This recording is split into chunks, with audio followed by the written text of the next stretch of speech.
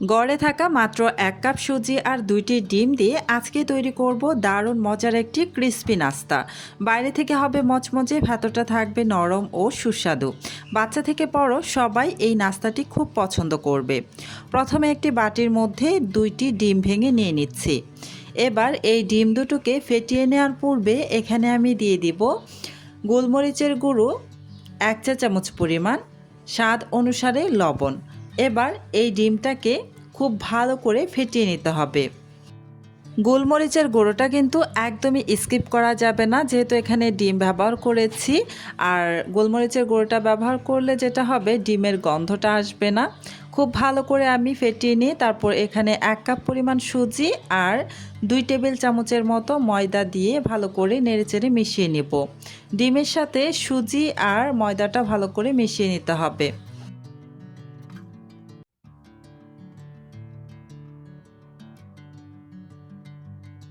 এবার এখানে অল্প অল্প নর্মাল পানি দিয়ে একটি ঘন ব্যাটার বানিয়ে নিব।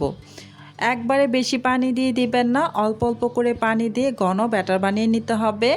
আমি ১ কাপ পানি নিয়েছি, দেখি কতটুকু পানি লাগে। এক একজনের ক্ষেত্রে এক এক রকম পানিটা লাগতে পারে, কারো বেশি বা কারো ক্ষেত্রে কম। আমি এখানে ১ কাপ পানি নিয়ে অল্প অল্প করে পানি দিয়ে একটি ঘন ব্যাটার বানিয়ে নিচ্ছি। তো এই পর্যন্ত যারা যারা আমার ভিডিওটা দেখতেছেন, প্লিজ আমার ভিডিওতে একটা লাইক দিয়ে দিবেন।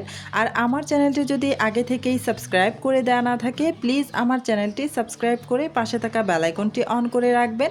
এতে করে যখন আমি নতুন নতুন রেসিপির ভিডিও আপলোড করব, তখন সাথে সাথে আপনার ওখানে নোটিফিকেশন পৌঁছে যাবে। আমি প্রায় ১০ মিনিটের মতো ঢেকে রেখে দিয়েছিলাম। ১০ মিনিট পর আমি ঢাকাটা সরিয়ে নিয়েছি। এবার একটু নেড়েচেড়ে দেখব এই সুজিটা কেমন ঘন হয়েছে। আগের তুলনায় কিন্তু অনেকটাই ঘন হয়ে গিয়েছে। এবার এখানে কিছু উপকরণ দিয়ে দিচ্ছি। দিয়ে দিলাম বড় সাইজের একটি পেঁয়াজ কুচি, ৪টি কাঁচামরিচ কুচি আর 1/4 কাপের মতো ধনিয়া পাতা কুচি। এবার এগুলোকে নাড়াচাড়া করে ভালো করে সুজির সাথে মিশিয়ে নিচ্ছি। তো আমি এখানে আরও অল্প অল্প করে পানি দিয়ে আবারও কিছুটা পাতলা করব, মানে খুব বেশি পাতলা না। তো এই সুজিটা কিন্তু অনেকটাই ঘন হয়ে এসেছে, তাই আমি আরও একটু পানি দিয়ে আরেকটু পাতলা করব।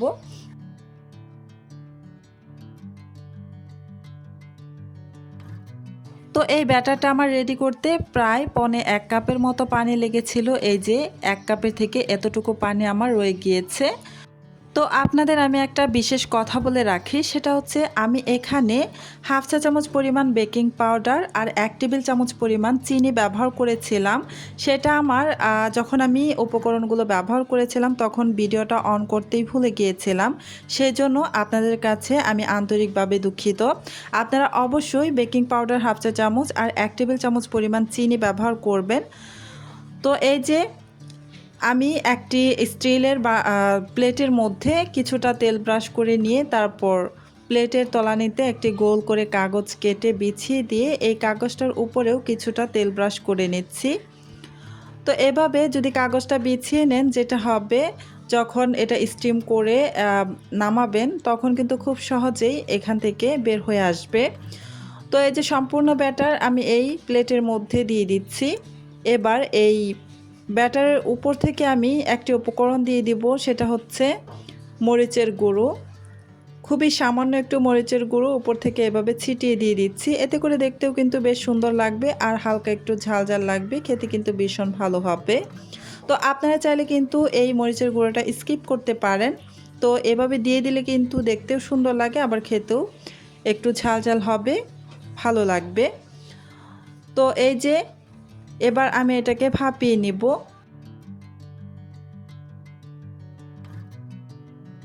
আমি আগে থেকেই পানি বলক উঠিয়ে রেখেছিলাম, এর উপরে একটি স্ট্রেনার বসিয়ে দিচ্ছি।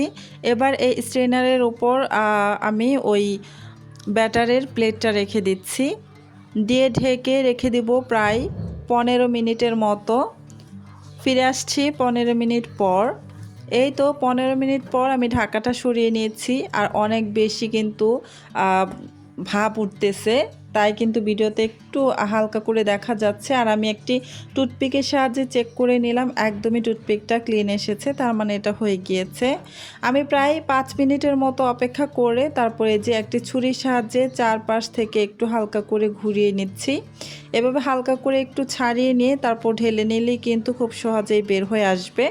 এটা একদমই আটকে থাকবে না, যেহেতু প্লেটের তলানিতে আমি একটি কাগজ ব্যবহার করেছিলাম, সেই জন্য খুব সহজেই কিন্তু বের হয়ে এসেছে, দেখতেই পেয়েছেন। এবার এই কাগজটাকে আমি উঠিয়ে ফেলে দিব। কাগজটা ফেলে দিয়ে তারপর এই নাস্তাটাকে আমি এভাবে স্লাইস করে কেটে নেব। তো আপনারা আপনাদের ইচ্ছে অনুযায়ী যে কোনো সাইজেই কিন্তু কেটে নিতে পারেন, কোনো সমস্যা নাই, সেটা আপনাদের নিজেদের ইচ্ছে অনুযায়ী কেটে নেবেন।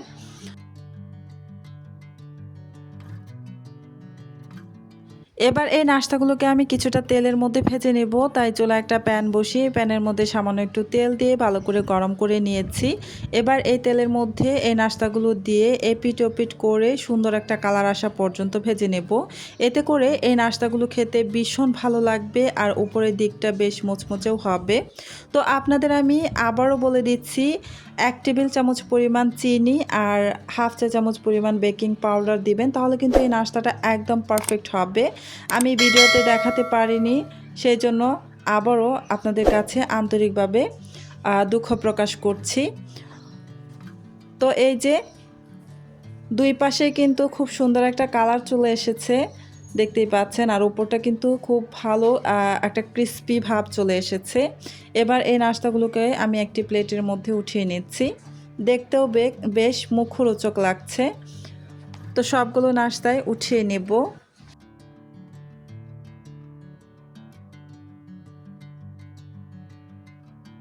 তো দেখতেই পাচ্ছেন সুজি আর ডিম দিয়ে কত সুন্দর একটা নাস্তা তৈরি হয়ে গিয়েছে। উপরের দিকটা কিন্তু বেশ ক্রিস্পি আর ভেতরে নরম আর সুস্বাদু হয়েছে।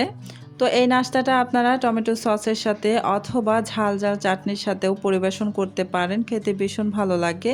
তো ভেতরের দিকটা একটু আপনাদের ভেঙে দেখিয়ে দিলাম। তো আজকেই এ পর্যন্তই। আল্লাহ হাফিজ।